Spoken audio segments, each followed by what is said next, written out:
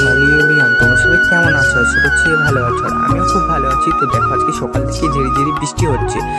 আর তার মধ্যে আমি আমাদের গাছে একটা জিনিস দেখতে পেলাম। সেটা হচ্ছে তোমাদের সাথে শেয়ার করছি, তোমরা দেখতে থাকো। আর হচ্ছে ওটা মৌমাছির চাক। এর আগে কিন্তু আমাকে একবার কামড়িয়ে দিয়েছিল। এরা কিন্তু খুব খাতারনাক। দেখো, তোমরা দেখতেই পাচ্ছ আমাদের গাছে হয়েছে। আরও আরও দু জায়গায় কিন্তু হয়েছে। তো তোমাদের সাথে আজকে এটাই শেয়ার করছি। আর শুভ সকালের অনেক অনেক শুভেচ্ছা রইল।